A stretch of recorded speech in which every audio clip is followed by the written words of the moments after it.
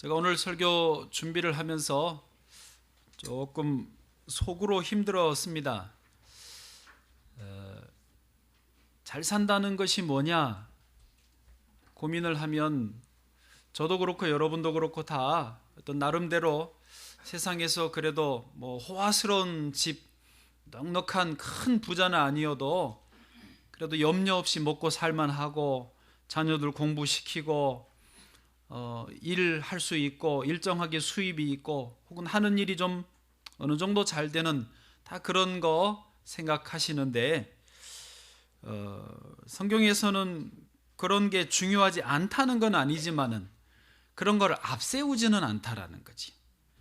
그래서 저도 설교 준비하면서 자꾸 그쪽으로 우리 성도들이 그쪽으로 복을 받고 부자 되시고 하는 일이 잘 되고 자꾸 생각이 그리 가는데 성경에서는 영적으로 은혜로 하나님 중심으로 여러분은 아멘을 잘 하시네. 제가 문제예요. 하여튼 오늘 이 잘 사는 게 뭐냐 한번 좀 말씀을 통해서 생각하기를 원합니다.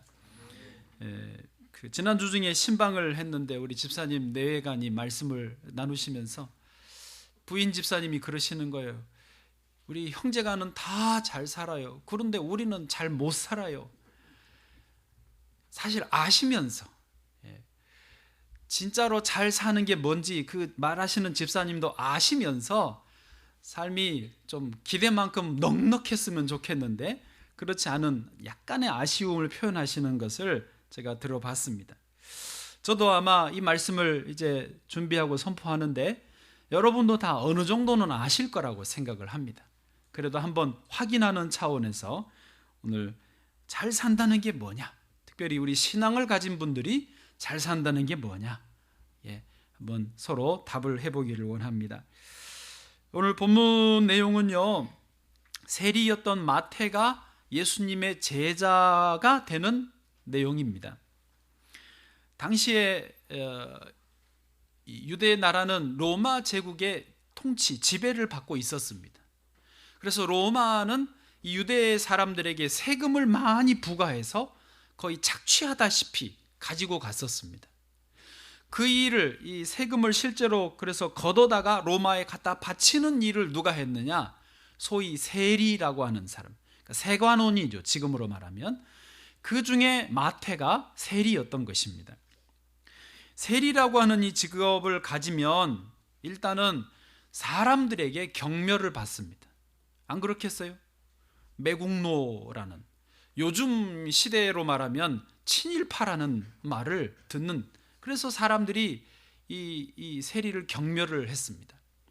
또 당시 유대는 종교 사회이기 때문에 종교 지도자들인 대제사장 같은 분들이 세리를 종교적으로 정죄를 해버렸어요. 그래서 세리라고 하는 직업의 이름이 죄인이다라고 하는 그 의미와 동의어가 되는, 그러니까 세리라는 말 자체가 벌써 죄인이라는 뜻이 돼버린 그런 시절이었습니다. 딱 하나 좋은 게 있다면 세리 일을 하면 돈은 많이 벌었어요. 그래서 먹고 사는 거는 걱정 없고 풍족하게 살았는데 그것 빼고는 다 괴로웠어요. 마음이 힘들고 인정을 못 받으니까 지치는 그런 삶이었습니다. 마태가 예수님을 만나는 장면에서 대화가 아주 간단합니다. 예수님이 마태를 보고 나를 따르라 한마디 하셨고, 마태는 왜요? 어떻게 해야 되는데요? 어디로 가야 되는데요? 그 다음에 저는 그러면 어떻게 되는 건가요? 이런 유의 질문도 없고 그냥 마태는 예수님을 일어나 따르니라 라고 되어 있습니다. 그리고 오늘 본문의 바로 다음에 보면 이제 예수님과 제자들과 그리고 마태의 친구 세리들 또 죄인들이 다 모여서 마태의 집에서 식사하는 내용이 나옵니다. 제가 이렇게 추측을 해보면 아마도 마태가 이제 그 하던 일을 그만두고 떠나야 되니까 송별 식사 모임을 하지 않았겠는가 싶어요.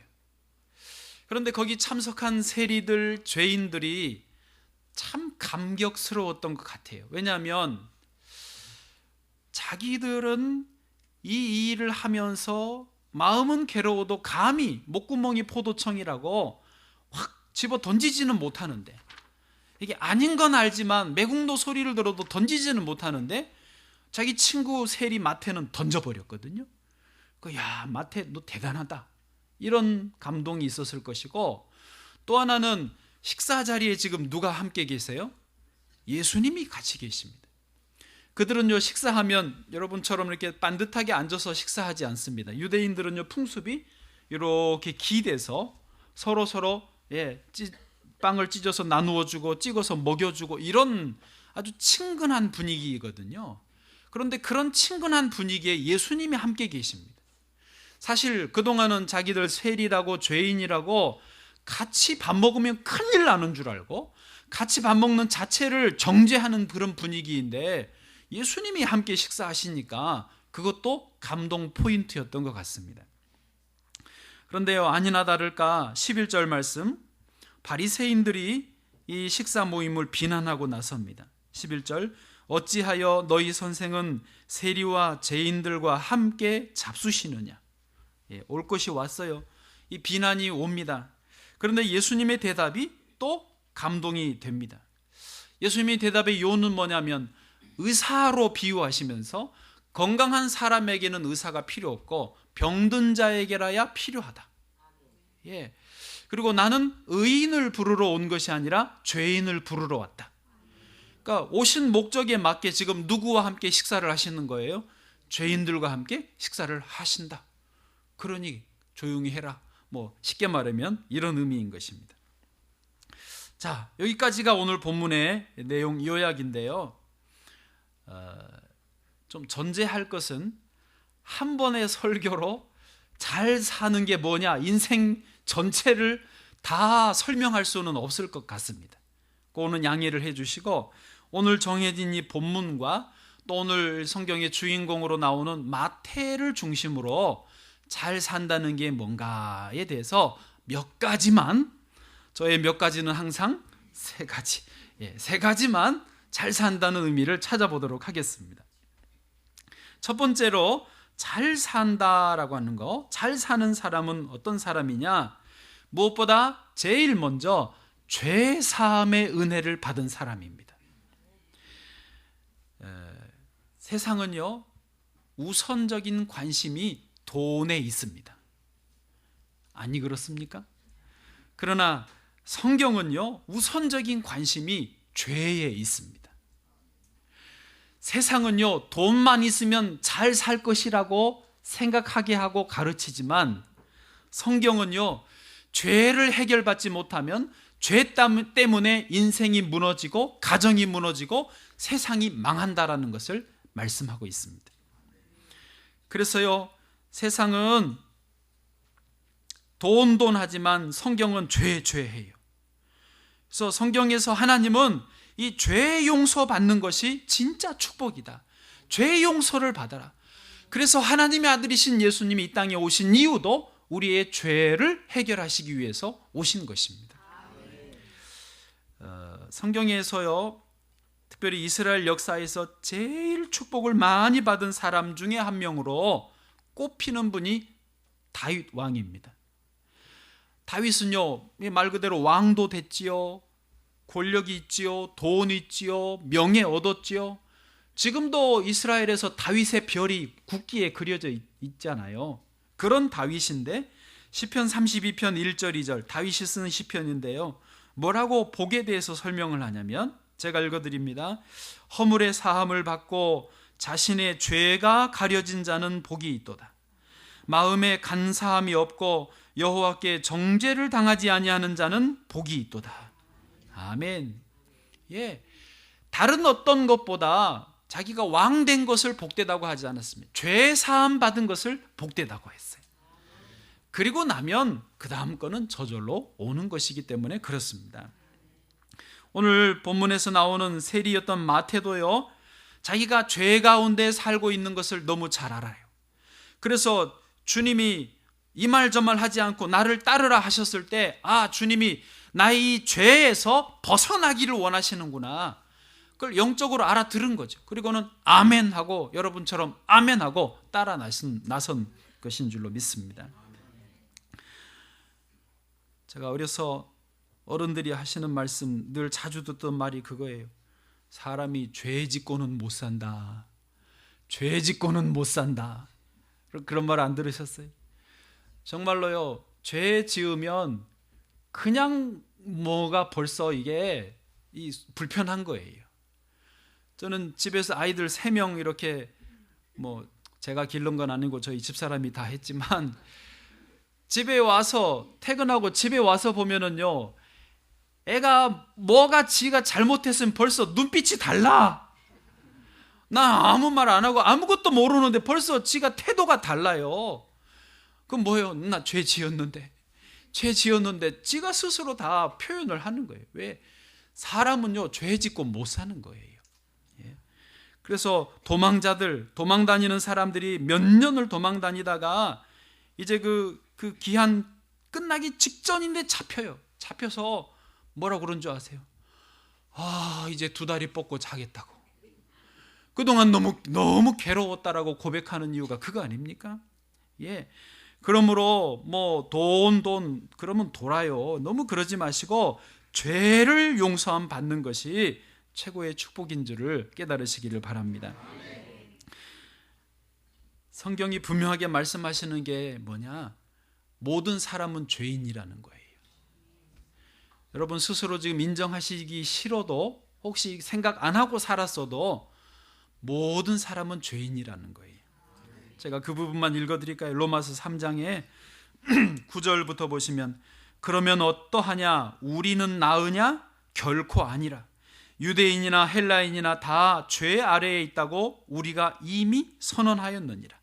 기록된 바 의인은 없나니 하나도 없으며 깨닫는 자도 없고 하나님을 찾는 자도 없고 다 치우쳐 함께 무익하게 되고 선을 행하는 자는 없나니 하나도 없도다. 그러니까요, 여기 있는 저 목사나 죄송하지만 여러분이나 여기 밖에 사시는 분이나 감옥 안에 사시는 분이나 공통점은 뭐예요? 죄인이에요. 그런데 차이점이 있다면, 그래서 두 부류로 나누어지는데 차이점이 있다면 딱 그겁니다.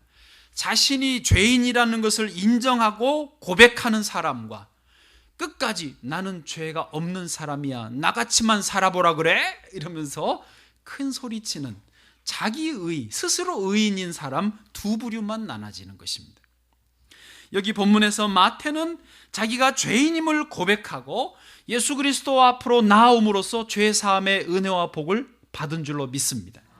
그러나 똑같이 본문에서 바리새인들은 자기들의 종교적인 행위에 의해서 나는 죄가 없다, 나는 이제 의롭다, 나는 이제 완전하다라고 하면서 결국은 더 죄인 된 것을 아시기를 원합니다.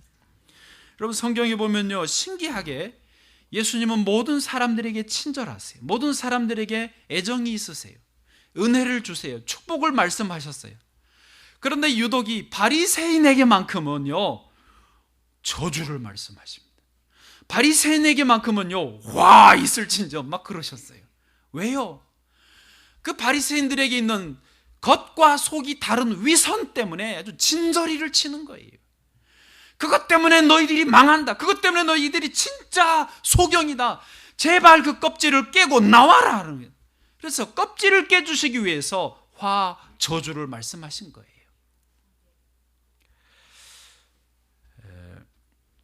오래전에 우리나라 텔레비전 드라마에서 허준이라고 있었어요. 기억하십니까? 그러면 예진아 씨도 기억하십니까? 그 예진아 씨 연예인 황수정 씨였는데, 이분이 제가 전에 있던 명성교회 그 명일요고를 나왔더라고요. 근데 예진아 씨가 성형수술하지 않은 자연미인이래요. 그리고 얼굴 생김새가 동양적으로 한국적으로 생겨서 아주 그 인기가 그때 좋았어요. 사람들에게 최고의 신부감이라고, 최고의 며느리감이라고 이렇게 그 인기가 수직 상승을 했다니까요. 그런데 죄송하지만 저는 그때 허준은 좋아했는데 예진아 씨는 싫어했습니다. 이유가 뭐냐? 예진아 씨가 너무 정숙하더라고요. 너무 다소곳하고 좀 너무 막 내숭이요. 나는 그게 너무 닭살이었어요. 죄송하지만 싫었어요. 저희 집사람이 증인이에요. 그때 내가 난 저 예진아 씨는 싫다고 제가 진짜 그랬어요. 그런데요,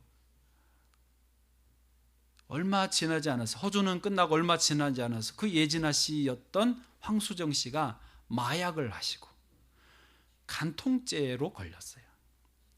그것도 유흥업소 사장 유부남하고 이렇게 마약도 하고 하여튼 좀 놀았어요.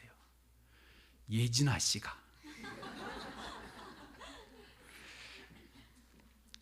참 죄송한, 이건 녹화되는데 그럴 줄 알았어요. 왜냐? 여러분, 제가 그냥 하는 말이 아니라 왜냐? 사람은 다 죄인인데 저렇게 보여지는 아주 정숙한 여인의 이미지는 사실은 진짜가 아니에요. 누구나가 다 죄인인데 그것이 흠도 없고 아주 티도 없고 완벽하게 보여지는 그거는 내숭이야. 그게요, 말씀하시는 위선이에요. 사실은 그런 거예요. 제가 그분을 전혀 공격하려는 뜻은 아니고 그 이미지를 말하는 겁니다. 오히려 그분이 이제 그런 사건으로 드러나서, 참 부끄러운 창피한 일이 드러나서 왔다 갔다 하고 방송도 이제 그만하고 됐는데, 오히려 그것 때문에 저는 모르지만 그분이 내가 한 연약한 죄인이구나, 난 한 인간일 뿐이고, 난 내가 예진아 씨는 아니구나를 깨달았다면 그분은 복된 거예요. 왜 아멘을 잘 안 하셔요? 우리는요, 스스로 너무 고상하게 보이려는 것을 조심해야 됩니다. 내가 모든 것을 다 알고 있다, 나는 모든 것을 다 잘한다라는 생각을요, 조심해야 됩니다. 오히려 나는 부족한 사람입니다. 나는 잘 모릅니다. 나는 하나님 앞에 죄인일 뿐입니다 라고 고백하는 것이 마태처럼 축복을 받는, 은혜를 받는 지름길인 줄을 깨달으시기를 바랍니다. 그래서 주일날 오전에 피곤하고 바빠도 이 시간에 나와 예배를 드리시는 이유가 뭐예요? 찬양을 하시는 이유, 기도를 드리고 이 말씀을 듣고 앉아 계시는 이유가 뭐예요? 나는 죄인인데 죄의 은혜로 살기 때문에 여기 앉아 있는 거예요. 죄 사함을 받은 은혜가 너무 감사해서 여기 앉아 있는 거예요. 그러면 잘 사는 거예요. 그 다음에요, 두 번째로 잘 사는 것이 뭐냐?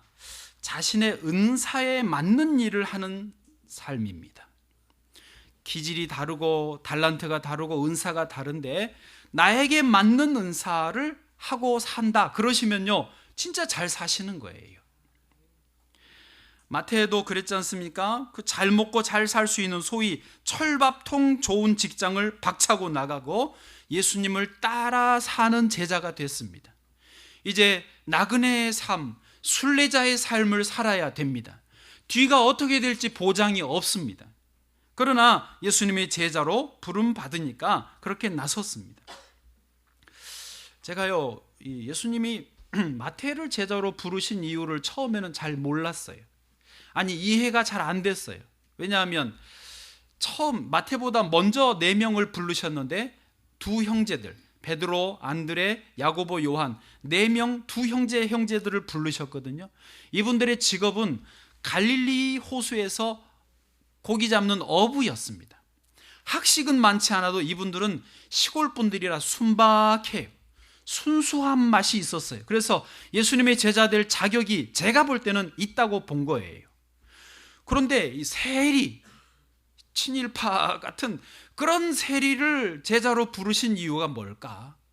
게다가요, 또 다른 제자 중에 시몬이라는 제자가 있어요. 12명이 한 명인데 이분은 열심당원입니다.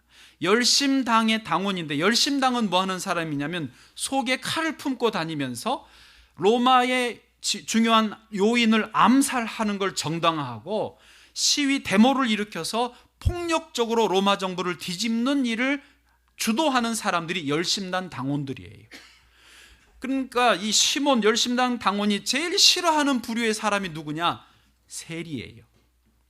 그런데 세리와 이 열심당원이 한 12제자 무리에 들어있는 거니까 이게 어울리지 않거든요. 그런데도 왜 예수님이 마태를 제자로 굳이 부르셨을까?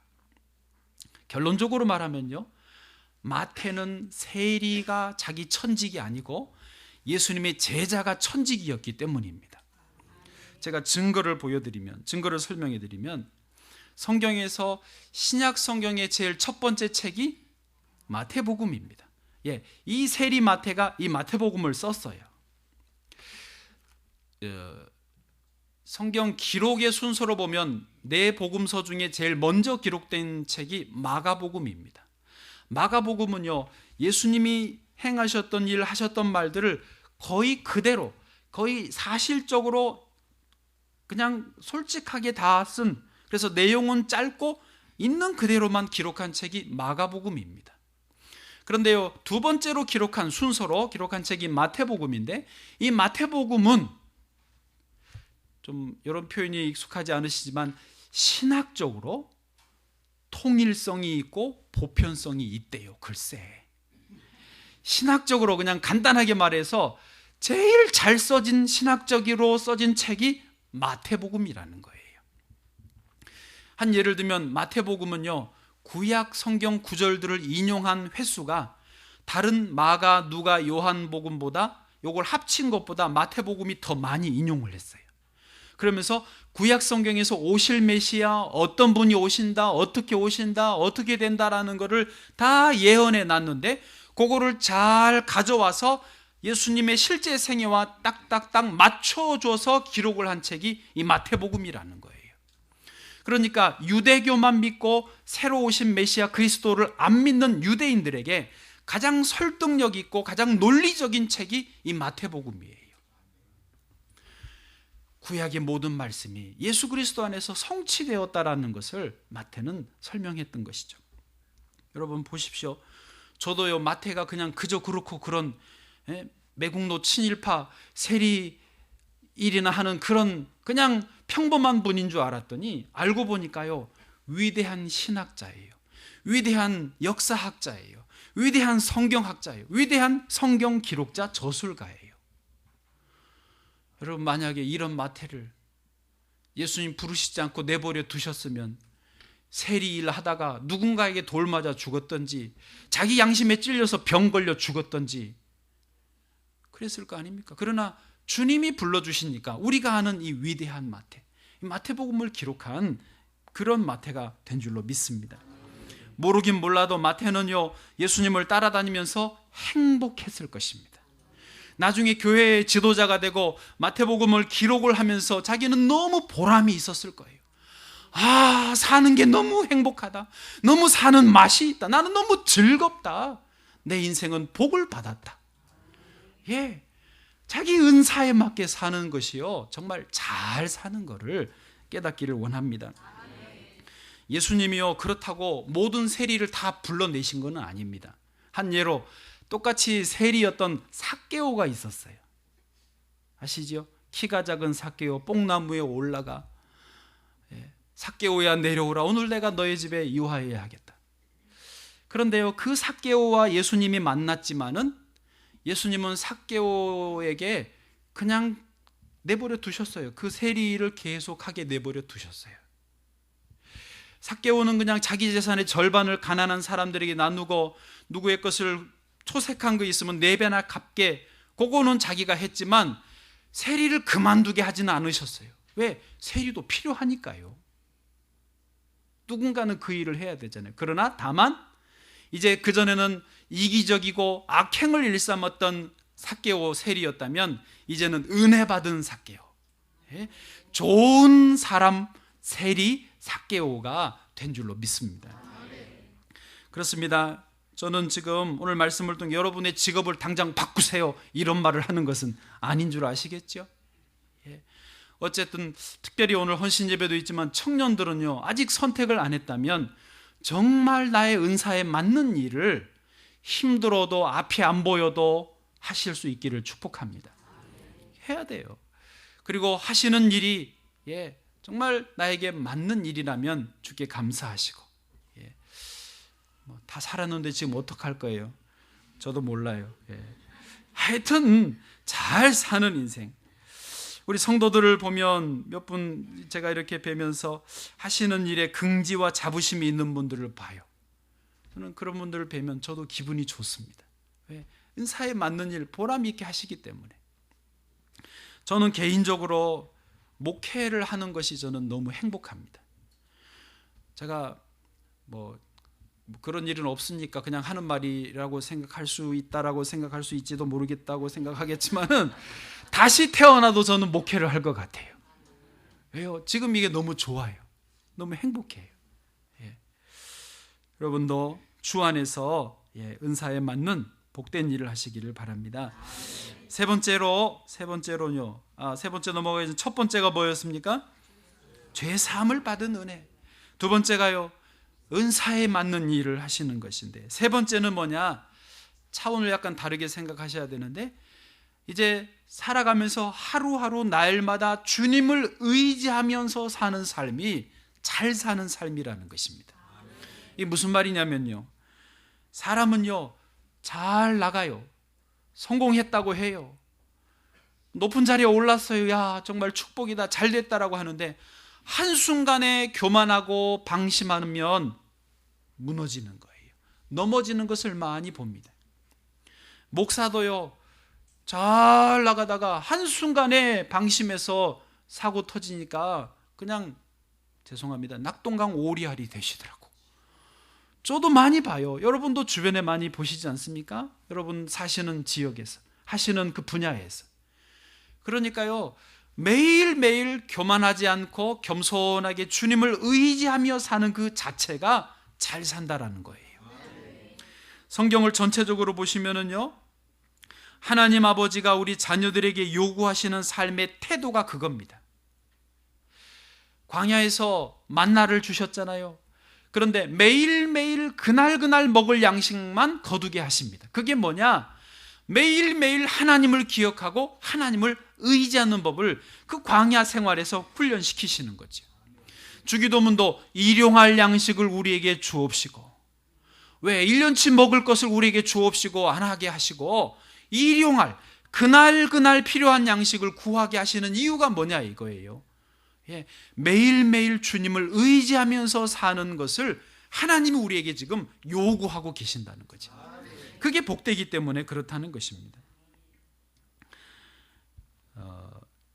마태복음에서 마태의 속 생각을 우리가 좀 엿볼 수 있는데요. 마태복음은 아까 이제 마태가 기록을 했다고 했죠. 그건 이해하셨는데, 오늘 본문을 넘어서서 다음 장 10장에 보면은요, 10장 2절 3절 4절에 12제자의 이름을 기록을 해줍니다. 마태가 이제 기록한 내용인데, 그 중에서 다른 제자들의 이름은 그냥 다 평이하게 이름만 대체로 적어줍니다. 형제관계나 이런 정도만 기록해 주는데, 특별히 자기의 이름 앞에 3절에 보시면요, 세리 마태라고 기록을 했어요. 여러분 생각 먹고 생각 좀 해보실까요? 내가 나의 과거에 대해서 기록을 할 때 내가 적을 수 있는 권한이 있는데, 굳이 부끄럽고 창피한 그 세리라고 하는 이름을 여기에 붙일 게 뭐 있어요? 이제 난 세리가 아니야, 나는 이제 제자고 사도야, 나는 위대한 지도자야, 그러면서 세리를 빼도 되는데 왜 굳이 여기다가 넣었을까 하는 것입니다. 짐작하셨겠지만 오히려 마태는 의도적으로 세리를 여기다 집어넣으면서 자기의 부끄러웠던 과거, 자기의 죄 가운데 살았던 그 시간들을 늘 기억을 하는 거예요. 공개적으로 이렇게 기록이 났으니까 주님 오실 때까지 영원히 세리 마태가 남는데, 그렇게 함으로써 자기 스스로 매일매일 나는 주의 은혜로만 살 수 있다는 것을 고백하는 것입니다. 여러분, 마태라는 이름의 뜻이 뭔지 아세요? 하나님의 선물이라는 뜻입니다. 세리였던 내가 이제 하나님의 선물로 이제 인생을 매일매일 산다. 원래 이름은 레위였거든요. 그런데 마태로 바뀐 거예요. 은혜 받고. 이것이 진짜로 잘 사는 지름길인 줄로 믿습니다. 미국의 그 UFC라고 그 격투기가 있어요. 여러분 그런 거 안 좋아하시죠? 저는 죄송하지만 가끔 이렇게 살펴봐요. 그거 재밌더라고요. 그런데 여성 격투기가 있습니다. 여성 격투기 세계에서 제일 영웅처럼 유명한 분이 론다 로지라고 하는 분이에요. 아시네요. 예, 같이 봐요. 론다 로지는요, 자기 어머니가 유도 선수 출신이에요. 올림픽에서 금메달을 딸 정도로 이 운동이 뛰어난 가정이고, 론다 로지 자신도 유도로 은메달을 땄어요. 그러니까 이 운동을 잘하는, 특별히 이렇게 격투기 같은 걸 잘하는 유전자를 타고 태어났어요. 그래서 론다 로우지는요, 어지간한 남자들하고 붙어도 밀리지 않을 정도입니다. 같이 여자들끼리 게임을 하면요, 완전히 경기를 지배해버린다고 그래요. 사람들 표현이 지배해버린다. 완전히 자기 동무대예요. 그리고 얼마나 자기가 잘난지, 잘 나가기 때문에 거만해서 상대방이 이제 경기 전에 악수 청하잖아요. 쳐버려. 악수 필요 없다. 너는 내 상대감도 아니다. 너는 내 먹이감이지. 예, 또 상대를 때려 눕히고 막 좀 그런 건 좀 약간 잔인하거든요. 피가 터지고 그래도 다쳤거나 말거나 쳐다보지도 않고 막 자기가 환호하고 하는 그런 스타일이에요. 그래서 12연승을 달렸어요. 한 번도 무패에 12연승이니까 대단합니다. 그런데 그렇게 유명하고 영화도 찍고 그렇게 잘 나가고 있었는데 작년 11월에 홀리홈이라고 하는 여자 선수하고 붙었어요. 홀리홈의 아버지가 목사님이, 그러니까 이름에 홀리를 붙였겠죠. 목사의 딸도 격투기를 하더라고요. 이 홀리홈은 권투 쪽, 이렇게 그 킥복싱과 권투 쪽으로 이제 입문을 해서 격투기로 왔는데, 사람들은 당연히 다 론다 로우지가 이길 거라고 했어요. 홀리홈은 상대가 안 돼. 아직 그 정도 수준에 못 이르렀으니까. 그런데 의외로 둘이 붙었는데 2회에 론다 로우지가 KO패를 당합니다. 홀리홈이 왼발 하이킥은 올려서 위로 쳐가지고 이제 이렇게 쳤으니까 여기 맞았겠죠. 여기 맞고 그대로 나가 떨어져가지고 그냥 그 KO패로 너무 충격이었어요. 저도 론다 로우지를 조금은 알았기 때문에 설마 그럴 줄은 몰랐는데요, KO패를 당하더라고요. 저도 충격을 받았고 사람들도 다 깜짝 놀랐는데, 제일 충격을 받은 사람이 본인이에요. 론다 로우지. 자기가 패배했다는 사실도 너무 충격이고, 그것도 KO패를 당했다라는 사실에 너무 부끄럽고 창피하고 좌절을 했어요. 나중에 인터뷰를 했는데 자기는 자살하려고 그랬대요. 이 사실을 받아들이기가 어려워서. 난 다시 내가 링 위에 올라갈 수 있을까 싶었대요. 최근에 이제 겨우 다시 회복해서 연습을 시작했다고 그러는데요. 같은 그 격투기 UFC의 헤비급 챔피언 남자분인데, 브룩 레스너 이런 분이 있습니다. 체구가 아주 헤비급이니까 그분이 로우지가 자살을 하려고 했다는 말을 듣고 이렇게 공개적으로 말을 해줬어요. 론다 로우지는 이길 수 있기 전에 지는 법을 먼저 배워야 했다. 여러분, 사람이 이기기 위해서는 지는 법도 알아야 된다라는 거예요. 사람인데 어떻게 항상 이겨요? 자기가 신이 아닌 이상은. 그러니까 질 줄도 알아야 이길 줄도 아는 거예요. 내가 연약하다는 걸 알아야 조심하고 늘 이길 수 있는 길로 간다라는 거예요. 저는요, 이 말이 그렇게 은혜가 되더라고요. 신문에 나왔는데. 그래서 제가 아멘 했다니까요. 인생이 그래요. 저나 여러분이나 우리가 완전체가 아닙니다. 완벽하지 않습니다. 그러므로 우리가 잘 사는 길은 뭐냐? 매일매일 주님 앞에 나의 무릎을 꿇는 거예요. 저는 우리 이 네 가지 습관을 아주 잘 정했다고 생각을 해요.